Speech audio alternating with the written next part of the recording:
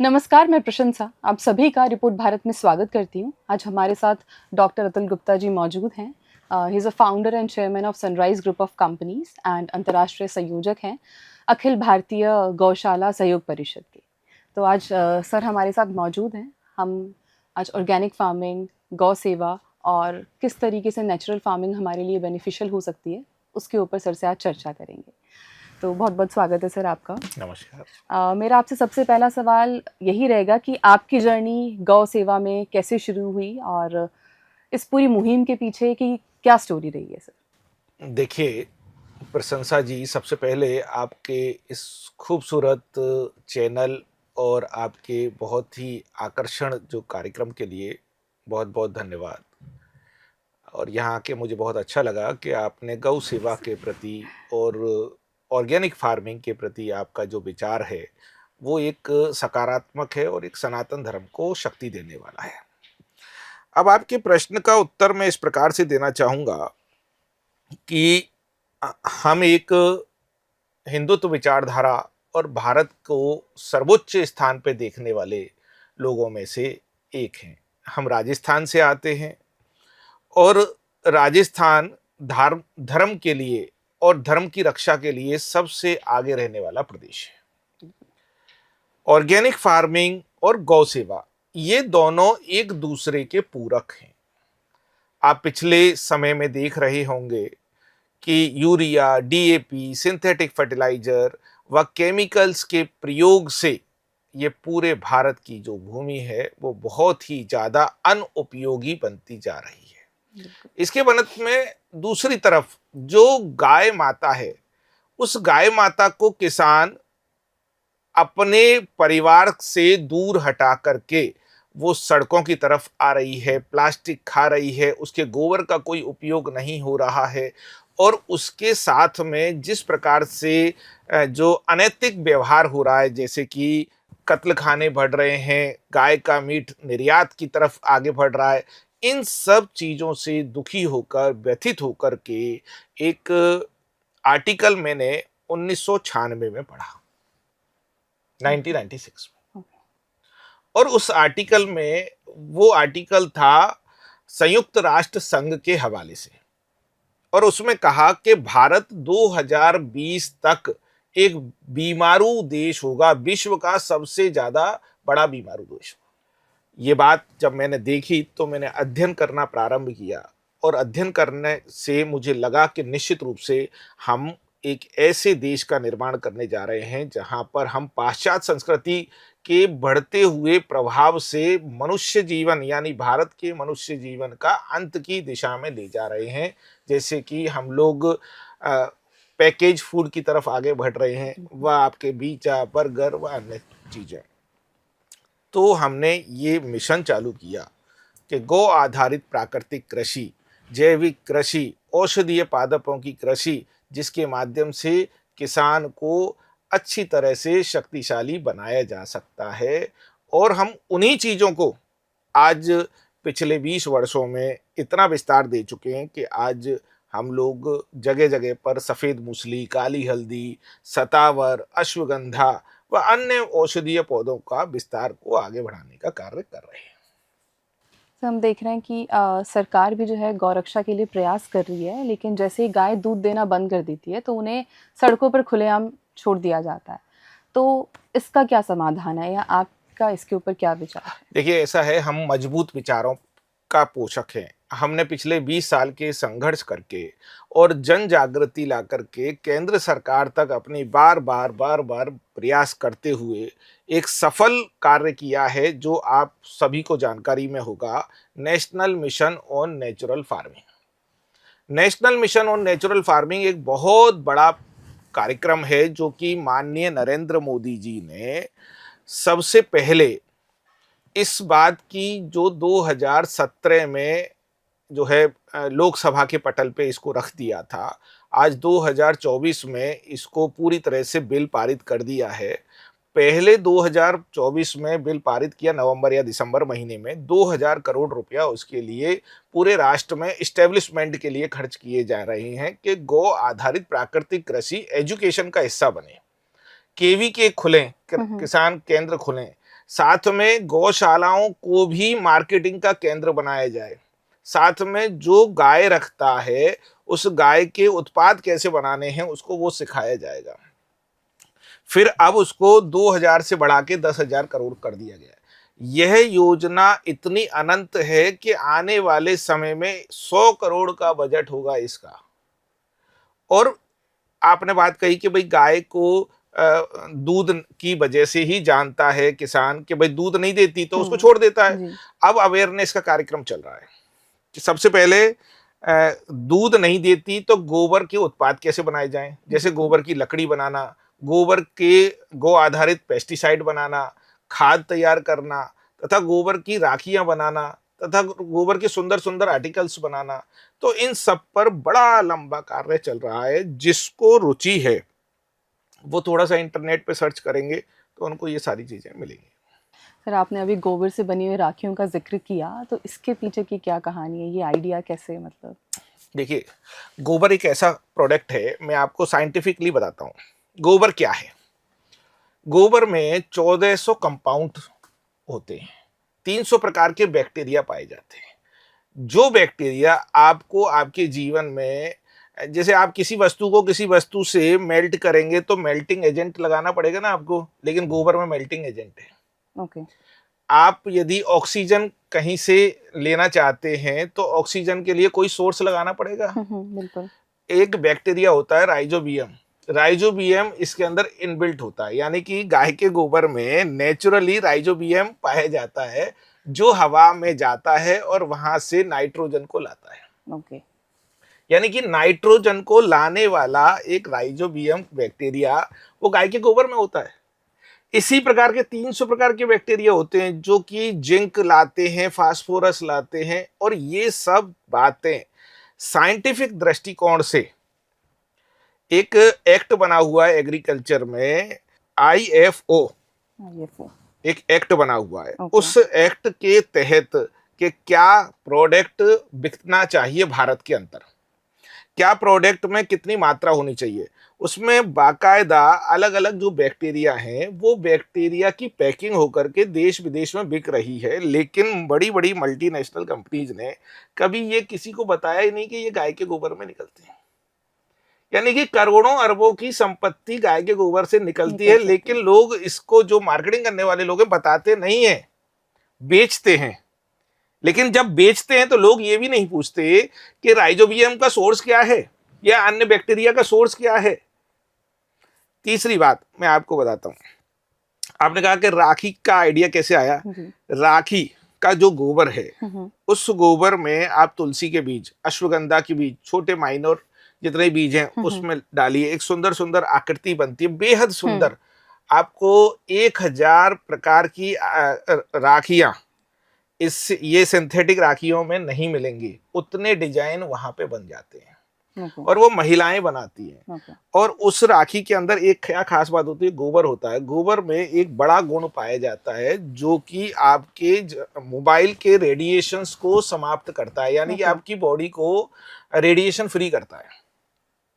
If you like to सी और check करना चाहो तो आप हमारे केंद्र पे आइए, देखिए कि हमने गोबर की लिपाई कर रखी है, वहां पर रेडिएशन फ्री जोन है पूरा। ये बहुत बड़ी चीज़ है, रेडिएशन से आजकल, क्योंकि स्पेक्स भी बच्चों को हो रहा है, आईसाइट पे भी फ़र्क हो रहा है। तो अगर ऐसी पॉसिबिलिटी है कि हम उसके लिए गौ उत्पाद को यूज़ कर सकते हैं, गोबर का अगर हम उसमें उपयोग कर सकते हैं, तो बिल्कुल आप सर इसकी जो है जानकारी हमें प्रोवाइड करवाइएगा, सो दैट हम दर्शकों तक इसके अलावा मैं आपको एक बहुत बड़ी बात बताता हूँ कि अभी तक आपने गाय को केवल इतना ही मानते हो कि गाय है, दूध देती है, लेकिन नहीं, ऐसा नहीं है। गाय आप यदि किसान हैं, आपको गाय को रखना है या बैल को भी रखना है तो राज्य सरकार की तरफ से 12,500 रुपए का अनुदान है। अच्छा। आप एक गौशाला बनाना चाहते हैं, 1,87,00,000 रुपए का अनुदान है। आपके पास 10 बीघा जमीन होनी चाहिए। तो कोई भी गौपालक, कोई भी व्यक्ति यदि गौशाला बनाए या 100 गाय 200 गाय रखना चाहता है तो शेड बनाने के लिए, रख रखाव के लिए भुगतान। इसके अलावा और सुनिए, 50 रुपए प्रति गाय के अनुसार आपको खाने का भोजन मिलेगा, आपको 9 महीने तक। अब ये दो चीज हो गई। अब आप गाय के उत्पाद बनाना चाहते हैं, उसको बेचें कहाँ पर, उसके लिए मार्केटिंग तैयार हो गई है। अभी जैसे दुर्गापुरा में कृषि अनुसंधान केंद्र के पास एक सियाम का ऑफिस है, वहां पर सियाम ने मार्केटिंग के लिए जगह देना चालू कर दिया। ये पहली बार अचीवमेंट है जैविक खेती का। ओके। आज जिस प्रकार से गैर प्राकृतिक कृषि को 1966 के बाद इस भारत में लगभग 50 साल लगे, हम अगले 10 वर्ष में 2030 तक तो हम राजस्थान को ऑर्गेनिक राज्य घोषित करा देंगे, और अगले 10 वर्ष में यानी 2040 तक आपको यहां शुद्ध भोजन मिलेगा। उसका कारण है कि जितने भी हॉस्पिटल में चले जाइए आप जी। वहां पे आपको हर 8वां आदमी कैंसर पीड़ित मिल जाएगा। बिल्कुल। आज आप जैसे इतने सारे व्यवस्था में हो, इसमें हर चीज रेडिएशन फेंक रही है। बिल्कुल। आप रह तो यहाँ रहे हो, लेकिन आपका शरीर तो कष्ट में है। इसके लिए सुरक्षा कौन देगा? सुरक्षा कवच कहां से आएगा? आपका भोजन। आपका भोजन आपकी सुरक्षा करेगा। आज जैसे आपने बालों में या सीरम लगा रखा है, ये सीरम हानिकारक है, खतरनाक केमिकल से बना हुआ है, ये आपको नुकसान पहुंचाता है। लेकिन यदि आप गाय के समीप आते हैं या गाय से संबंधित चीजों का उपयोग करते हैं, को आधारित, तो आपको नुकसान नहीं होता है। तो अभी आपने ये जिक्र किया है कि गाय से संबंधित अगर हम चीज़ों का अगर उपयोग करते हैं तो किन किन चीज़ों, क्या क्या इसमें पॉसिबिलिटीज़ हैं, उसके बारे में अगर आप हमें बता सकें तो। देखिए, गाय का मतलब क्या है, सबसे पहले आपको गाय को जानना पड़ेगा। जी। सबसे पहले देखिए आप कि अंग्रेजों ने हमें 3 चीजों से दूर किया। आप युवा हैं, आपको समझना चाहिए। जी। पहली चीज हमको दूर किया किस चीज से, कि हमारे पास जो फूड है, खाना है, वो खाने को जहर में तब्दील कर दिया। दिखने में हमें खाना दिखता है, जी। लेकिन उसमें कितना गुना केमिकल डाला जाता है। आप यदि डेली आपको कुछ भी बीमारी है और आप डेली सिंथेटिक दवाइयां खा रही हैं, तो आपका शरीर कैसा बन जाएगा साहब? एक समय पर अनेकों बीमारियां हो जाएंगी। जी। तो 1966 से हम लगातार यूरिया, डीएपी, सिंथेटिक डाल डाल करके आज हमने धरती का सिलिका नष्ट कर दिया, धरती के अंदर जो है ऑर्गेनिक कार्बन नष्ट कर दिया, धरती के अंदर नेचुरल जो फ्रेगनेंस थी वो गायब हो गई है। तो जो हमारा फूड है वो कैसे बन के आ रहा है? वो फूड ऐसे बन के आ रहा है कि यदि फलानी चीज नहीं है तो वो डालते हैं, यानी उत्पादन के लिए। तो अब आने वाला जो समय है, वो पहला तो अंग्रेजों ने ये कर दिया। दूसरा क्या कर दिया अंग्रेजों ने, कि आपको ऐसे कपड़े पहना दिए, आपको मॉडल बना दिया। हम भारतीय कल्चर के लोग हैं, हम भारत के सिद्धांतों के लोग हैं, हमारे लिए हमारी प्रकृति बहुत ज्यादा जरूरी है, हम प्रकृति से दूर कर दिए। तो अंग्रेजों ने सबसे दूसरा काम क्या कर दिया कि हमें प्रकृति से दूर किया, तो हम अपने कल्चर से दूर हो गए, यानी कि अपने माता पिता संस्कारों से। जी। और तीसरा सबसे बड़ी धुरी थी हम सबको मैच करने की, एक हमारे यहाँ गाय होती थी, गाय का हम दूध पीते थे, नेचुरल रहते थे, हेल्दी रहते थे। उस गाय के दूध में ही इतनी शक्ति होती थी कि हमारा जो मेटाबॉलिज्म है वो एक्टिव रहता था, कभी हमें डायबिटीज, ब्लड प्रेशर, शुगर जैसी कोई खतरनाक बीमारी नहीं होती थी। तो इन सब चीजों की वजह से आज हम पीड़ित हैं, और यदि हमें बचना है तो हमें कहाँ जाना होगा? हमें पहले अपने गाय की तरफ जाना होगा, जिससे कि हम गाय के उत्पादों को, अब उत्पाद क्या है देखिए, उत्पाद ये है, गाय का दूध उत्पाद है, घी उत्पाद है। गाय का घी अपने आप में एक ऐसी औषधि है कि 2 बूंद रात्रि को सोते समय यदि आप अपनी नाक में डाल लो तो सारे प्रकार के रोग दूर हो सकते हैं। यदि आप गाय का घी दूध में पी लो तो आपके अनेकों प्रकार के लिवर संबंधित रोग दूर हो सकते हैं। फिर गाय के गोबर से जो खेती होती है, उस खेती के प्रोडक्ट आप खाते हैं तो आपके अनेकों रोग दूर होते हैं। इसमें सभी चीजें भारत के आयुर्वेद में कहा गया है, और भारत के वेदों में कहा गया है, गौ में लक्ष्मी बसते। यानी कि इसमें एक और चीज है कि गाय की चीजों में लक्ष्मी भी है। जब गोबर जमीन पे जाएगा और वहां से उत्पादन आएगा तो ऑर्गेनिक कहलाएगा। अमेरिका, यूरोप, फ्रांस, इटली, विदेशी लोग जो है उसको आपके डबल भाव में खरीदेंगे। और एक और चीज है इसमें, क्योंकि भारतीय लोग सनातन से जुड़े होते हैं, जी सनातन संस्कृति का जब त्याग और तपस्या उसमें जाती है, जब हवन जाते हैं और उनकी जो स्मेल पूरे उस वातावरण में जाती है, तो वो चीज बहुत ही पवित्र होती है। ओके सर, किसान जो हैं आजकल खेती के लिए या अपनी आय के लिए फर्टिलाइजर्स का यूज़ कर रहे हैं, कीटनाशकों का इस्तेमाल कर रहे हैं, तो इसका क्या समाधान है? अगर हम उन्हें नेचुरल फार्मिंग या ऑर्गेनिक फार्मिंग को लेकर अगर प्रेरणा दे सकें, या किन तरीकों को वो अडॉप्ट कर सकते हैं, क्योंकि बीमारियां, कैंसर या दूसरी भी बीमारियां जो हैं इन सब चीज़ों से बढ़ रही हैं, तो इसके ऊपर आप क्या कहना चाहेंगे? देखिए, एक बात बताइए, मैं एक प्रश्न कर रहा हूँ। जी कोरोना आया था, जी सबने देखा था। जी तो कोरोना का इलाज अपन ने कैसे किया? घर में रह के किया था। और यदि मान लो कि घर में नहीं रहते तो क्या होता? कोरोना बढ़ जाता, इट्स अ कम्युनिकेबल डिसीज, वही बढ़ जाती ना। हाँ आपके जी अनुसार यही तो जी है। और फिर आपने क्या किया? वैक्सीन लगाया। जी और वैक्सीन में क्या था? शरीर के अंदर मृत पड़े हुए बैक्टीरिया को जागृत करने के लिए आपने एक ऐसा वैक्सीन लगाया, ऐसा डोज लगाया शरीर के अंदर, जिससे कि जो मरे हुए बैक्टीरिया हैं या फिर मृत शैया पे पड़े हुए बैक्टीरिया वो एक्टिव हो जाएं और वो ताकत से लड़ाई लड़े। यही तो किया आपने। जी और जिससे कुछ अच्छा भी हुआ, कुछ अच्छा भी नहीं हुआ। एक बार के लिए यदि मान लिया जाए कि एक जिले में, एक पूरे राजस्थान में 500 कुछ जिले हैं, एक जिले में यूरिया बंद कर दी जाए, सिंथेटिक फर्टिलाइजर बंद कर दिया जाए, जैसे कि सिक्किम में है। सिक्किम ऑलरेडी ऑर्गेनिक स्टेट है भारत का। वहां पर वहां की अर्थव्यवस्था, जब ये 10 साल पहले ऑर्गेनिक स्टेट नहीं बना था, उस समय यदि 100 रुपए की अर्थव्यवस्था थी, तो आज 400 रुपए की अर्थव्यवस्था है। यानी कि वहां पे 400 गुना मुनाफा हुआ। लोग पर्यटन की दृष्टि से वहां जाते हैं, उसको विशेष आर्थिक जोन घोषित कर दिया गया।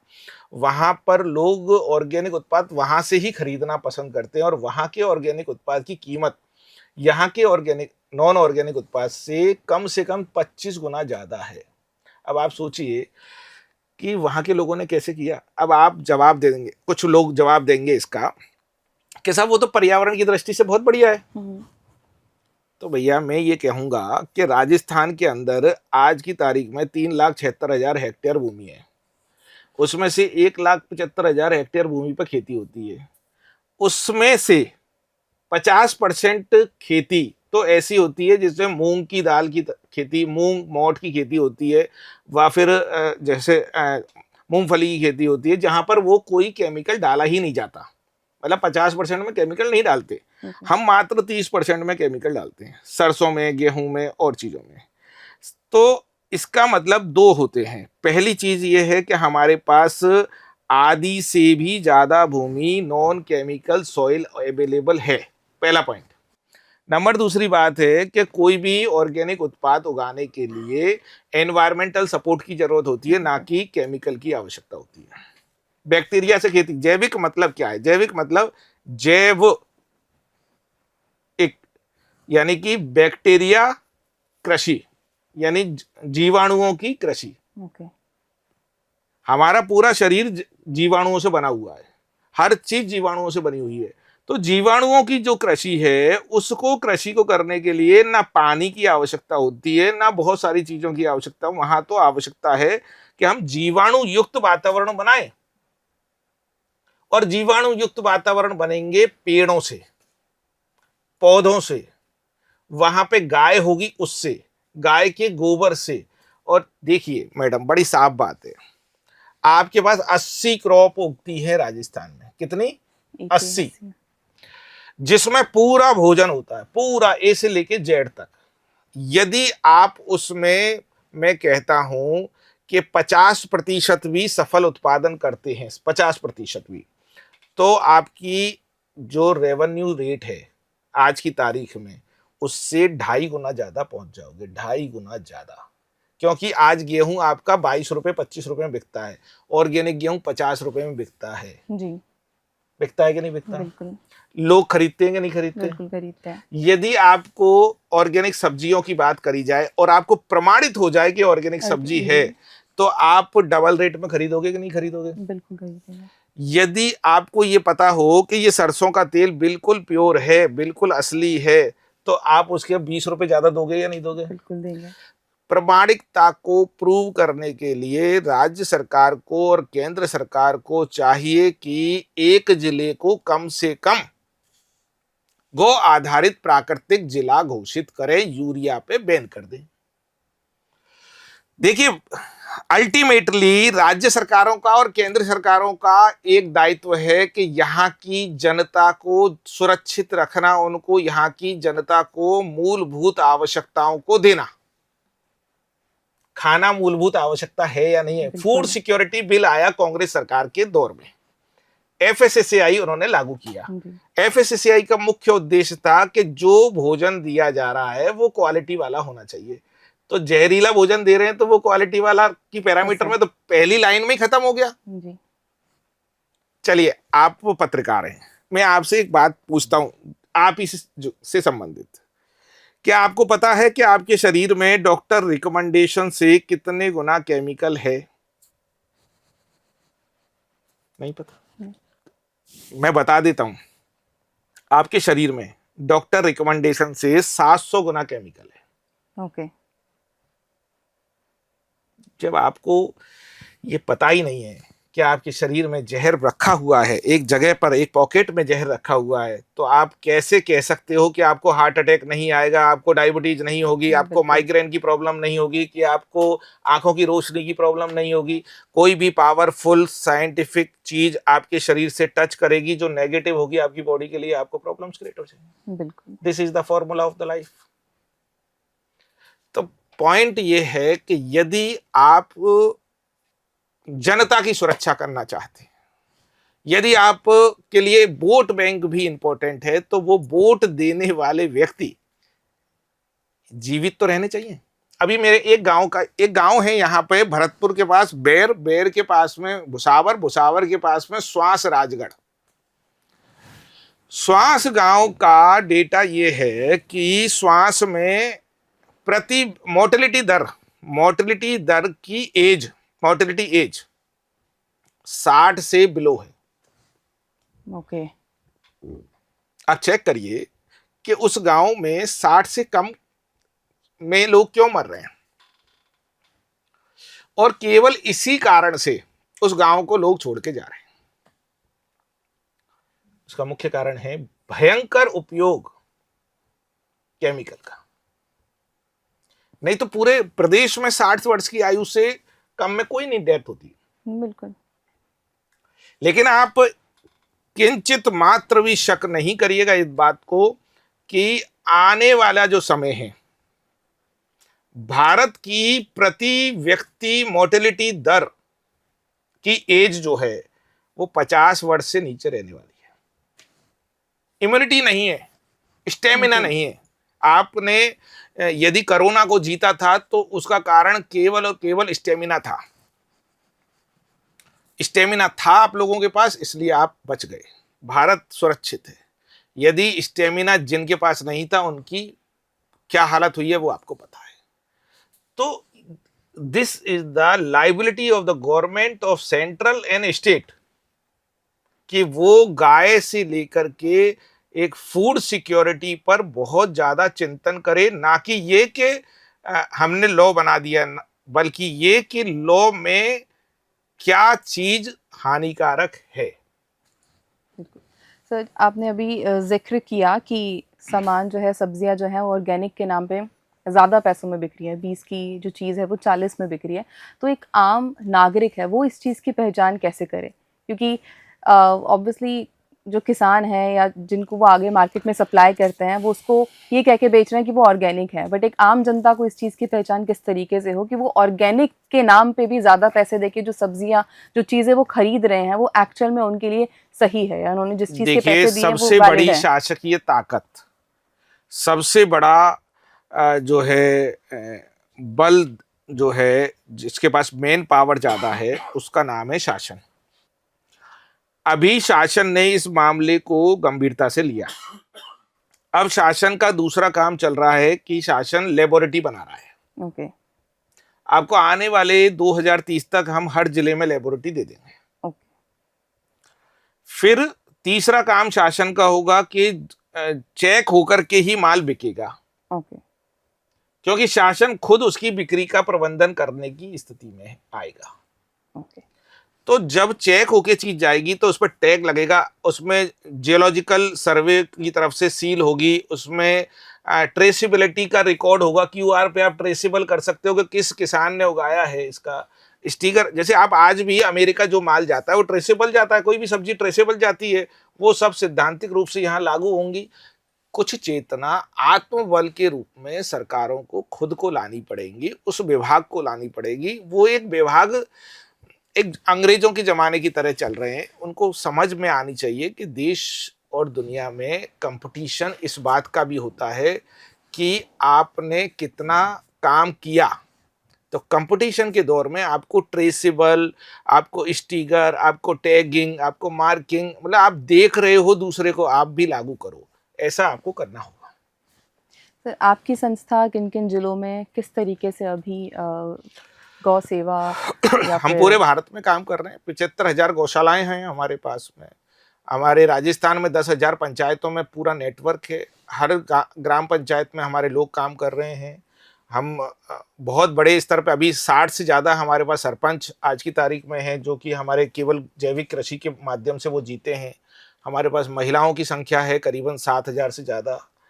और हम गौ आधारित प्राकृतिक कृषि को लेकर के गैर सरकारी संगठन के रूप में काम कर रहे हैं। और हमारा मूल भावना है कि गौ माता को बचाने के साथ साथ में धरती माता को बचाना है, प्रकृति को सेव करना है। और हम आने वाले समय में कुछ बड़े स्तर पर प्लांटेशंस, किसानों के माध्यम से प्लांटेशन करेंगे, जिससे ओके। कि हमने कहा कि बैक्टीरिया किसान के घर में आना चाहिए। तो बैक्टीरिया तभी सेव रह पाएगा जब पौधे उसके घर में रहेंगे। बहुत बहुत धन्यवाद आपका रिपोर्ट भारत को समय देने के लिए। आखिरी सवाल मेरा आपसे रहेगा कि आप दर्शकों को किस तरीके से जागरूक करना चाहेंगे गौ सेवा या फिर ऑर्गेनिक फार्मिंग को लेकर? दर्शकों से मैं ये अपील भी करना चाहता हूँ, निवेदन भी करना चाहता हूँ कि आपके घर में किसी भी प्रकार का अच्छा या बहुत अच्छा और भी ज़्यादा अच्छा या फिर थोड़ा सा कोई दुख का भी विषय हो, तो आप गौ माता के समीप जाइए, गौ माता के से हक करिए, गौ माता से प्रेम करिए। और गौ माता के प्रेम जब आपको मिलेगा तो आपके कष्ट दूर होंगे, और जब आपके कष्ट दूर होंगे तो आपको जीवन में गौ माता का महत्व पता लगेगा। तो काउ हीलिंग करना चालू करिए। दूसरा, गौ उत्पादों को समझने की कोशिश करिए, और गौशालाओं में और गाय के प्रति अपनी भावना पॉजिटिव करिए। एक दूसरा, यदि आपको लगता है कि रोड पर गाय प्लास्टिक खा रही है, तो आप उसको बचाने के लिए क्या कर सकते हैं, स्वेच्छा से वो करिए। अन्यथा आप हमसे संपर्क करिए, हमसे मिलकर के आप गौ आधारित व्यवस्था से जुड़ें, जिससे कि राष्ट्र के निर्माण में आप और हम मिलकर के एक बड़ा योगदान दे सकें और गौ माता को सुरक्षित और स्वावलंबी बनाने में एक कदम हमारा और आपका बढ़ा सकें। संस्था का जो कॉन्टैक्ट नंबर है आप स्क्रीन पे या डिस्क्रिप्शन में आपको मिल जाएगा, वहाँ से कॉन्टैक्ट कर सकते हैं। सर, बहुत बहुत धन्यवाद आपका हमें समय देने के लिए। धन्यवाद।